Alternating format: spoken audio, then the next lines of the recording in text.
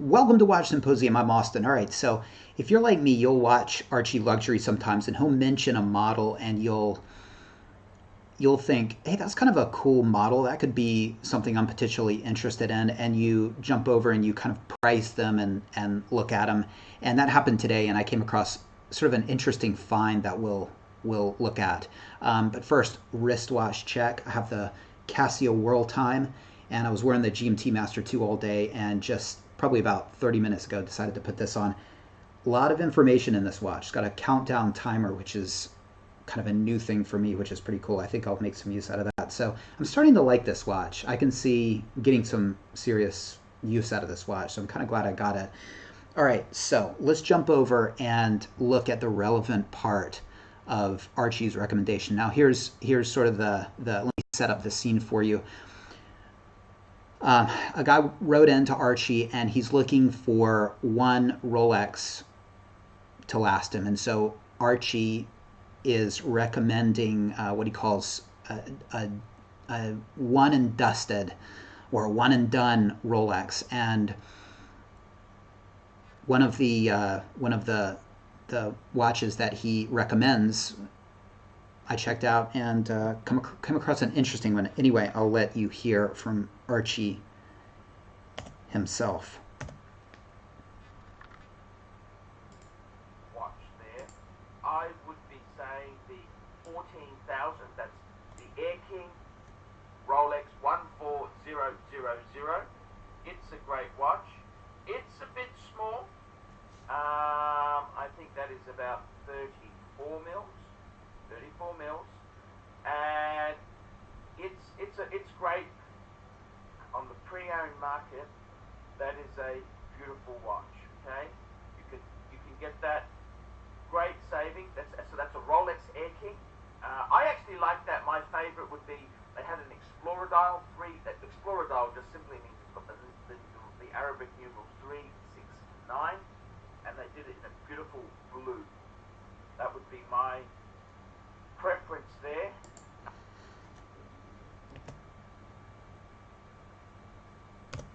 All right, so I've seen that Air King as well, and that is a beautiful Air King, and so I decided to price them. Now, first, I actually looked at an Air King a couple of years ago, and it was used, no box, no papers, had a salmon dial. It was running for about 2,000 USD, and pricing them, they've certainly gone up.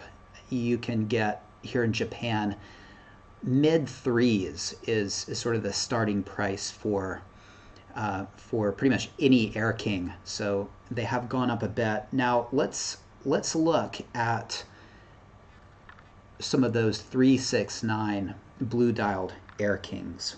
All right, the first one we're going to look at, and we're mainly looking at price here. I'm just going to give you 4 examples and then jump over to the 5th example. And the 5th example is sort of the interesting one that I want to show you. So here we go. All right, so this is what Archie was talking about. And we'll just, since we're here, we're just going to look at some pictures. Looks like some nice sharp lugs, a little bit of wear on the clasp, some wear on the case back. It's definitely been used, not polished, and not a bad looking watch at all. In fact, you know how I like non-polished pieces. This could be something I would be interested in. And a little expensive, 4 grand. I think we could go cheaper, but not crazy expensive. Okay, right here, this is about 500 USD cheaper. And let's just look at this one. All right, so it looks like let's see in T here, so it could be a tritium dial. I think that's what that is. There's a nick at the 3. Now I think this piece has been polished. It's been overhauled. That could just, I don't know what's up with this part right here, but according to the description, there's something going on around here. Maybe they couldn't polish it. I'm not sure, but that could just be lighting. I'm not really sure, but that's sort of, I thought that was weird.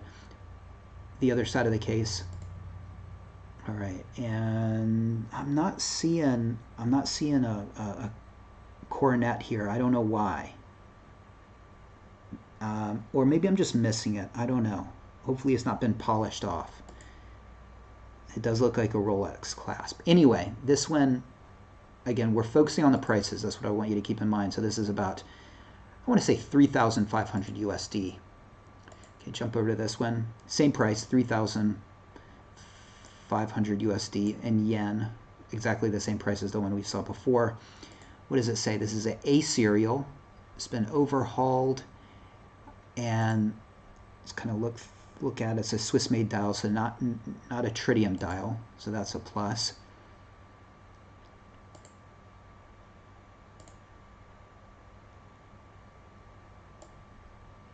All right, it's kind of tough to see from this angle, but that doesn't look as sharp as they could be.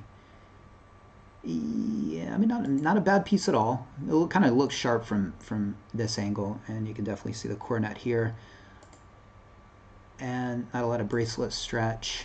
And actually, that looks really good. Look at those chamfers.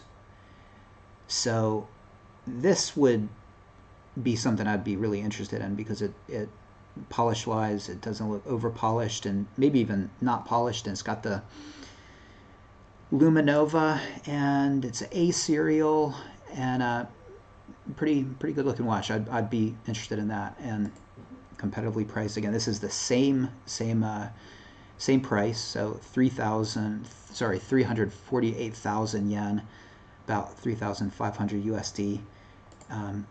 Seems to be sort of the going rate, except for that first one we looked at. That was about 500 USD more. Okay, this is a Luminova dial. It's kind of nice that it has that sticker in the back. Okay, some wear right here. Just giving you a little bit of sizing reference. Again, looks nice. I'd probably go for the A serial that we looked at right before, but this is the same price. This is a U serial, and I want to say U is 1998, 1999, I want to say. All right, now we've seen the prices. So the most expensive one we looked at was 300. Well, this one right here.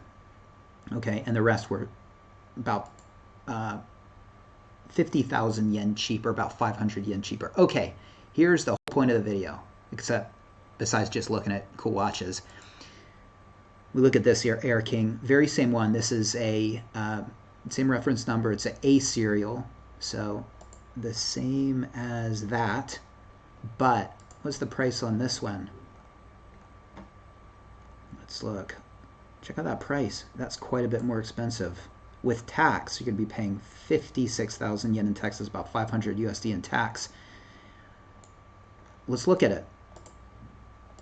I mean, it looks nice. It's Swiss made. It's pretty cool. Definitely, you can see it's got a lot of wear on it. A lot of wear there. A lot of wear. You can see that. You can see wear on the sides there. It doesn't even look that clean, to be honest. You can see wear on the clasp.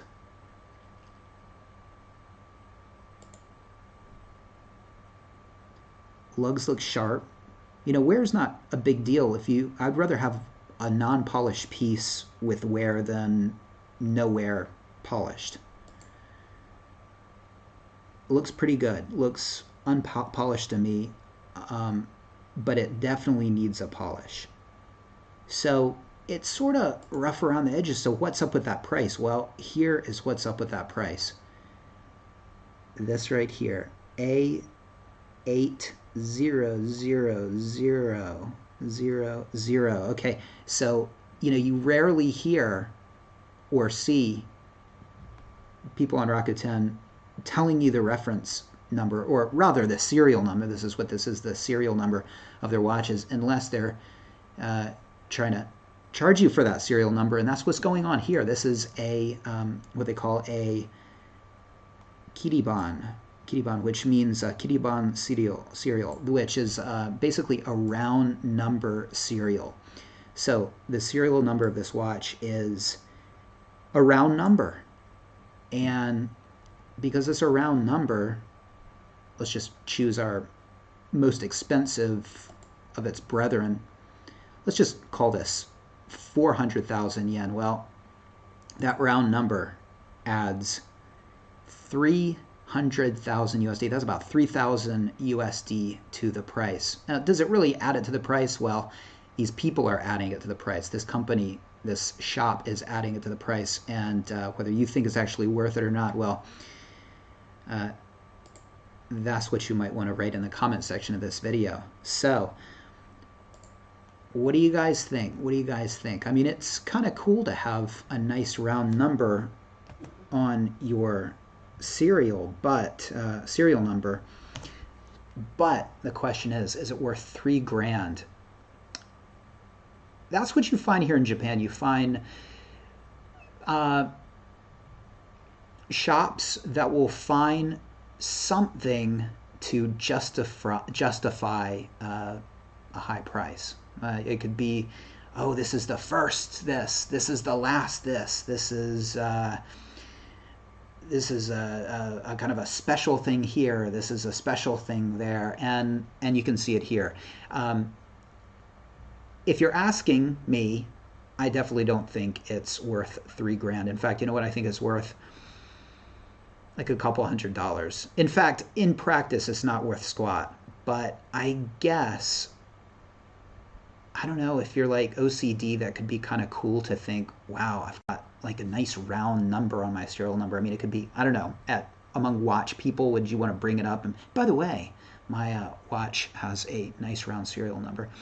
Anyway, I think it's kind of ridiculous, and the previous owner didn't pay any more for that watch when they got it at the AD, but the shop got it, they noticed it, and they thought, hey, maybe there's somebody out there that's OCD or gullible enough to pay us 3 grand because we have a round number serial. I don't know. Am I crazy? Is it worth 3 grand more? I don't think so. Sometimes dealers look for reasons to appeal to that, oh, it's a collectible watch mentality. And I think you're seeing a sort of a really gross example of it here. What do you think? What do you think? Worth the money? Let me know in the comment section. Take care. Thanks for watching. See you next time.